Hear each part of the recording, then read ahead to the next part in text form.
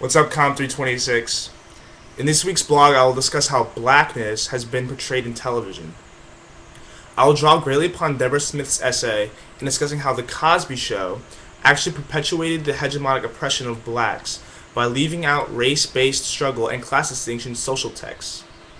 In addition, in order to contrast this, I will call upon Adilfu Nama's essay to show how the Matrix trilogy attempts to break hegemonic norms by providing an allegory for the civil rights movement.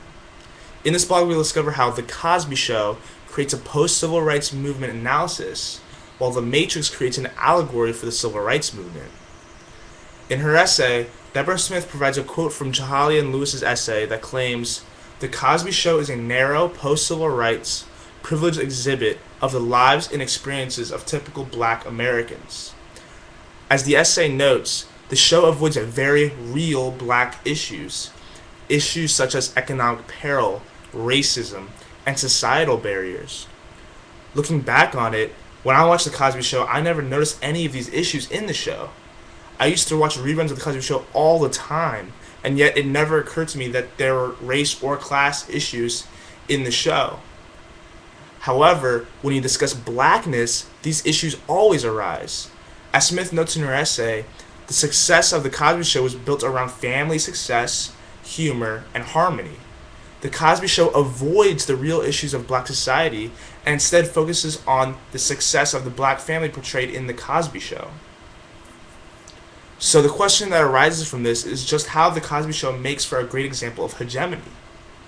Well, as Smith claims in her essay, The Cosby Show adheres to a contemporary form of racism that's based on the idea that racism is no longer a problem in America, and that lack of African American success is based solely on the lack of effort or ability. The Cosbys became a token for African Americans for the Horatio Alger myth. The Cosby Show hides the racial issues in order to become this token for African Americans. As Smith quotes in her essay, it's this media glamorization of these individuals that reinforces both the availability and desirability of the American dream.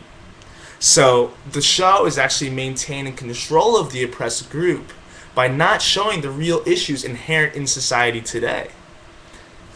So now that I've discussed how television can maintain hegemony by not discussing inherent social disorder in its fiction, I will now provide an example of how the movie The Matrix actually breaks hegemony by bringing attention to social issues. Nama actually calls The Matrix the first black sci-fi film epic. In his essay, Nama provides evidence for his argument that The Matrix can be seen as an allegory for the civil rights movement. Nama notes that the emotional weight of the movie stems from the African Americans. Characters such as Morpheus, Nairobi, and the Oracle.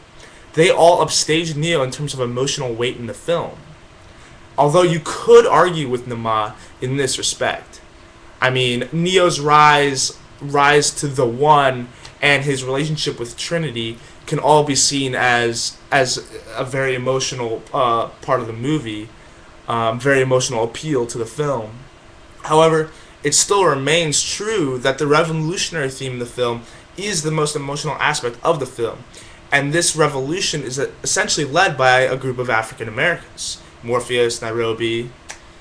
But looking beyond the special effects and visuals of the movie, we can clearly see how the movie attempts to open our eyes to power and control. The power is in the hands of the white males, the agents, Neo, the creator of the Matrix itself. These men are all white, whereas the people fighting for freedom in Zion are mostly African American or multicultural. So, as Nama quotes in his essay, being freed from mental slavery is a necessary sequence in the complete eradication of racism as a system of oppression. So now we can clearly see where this allegory comes into play. The key thing to understand when analyzing both of these examples is that it takes a critical eye to see beyond the covers of comedy in the case of The Cosby Show, or special effects when it comes to The Matrix. Being able to see past the spectacle is critical when it comes to being a strong, critical thinker. Always remember that.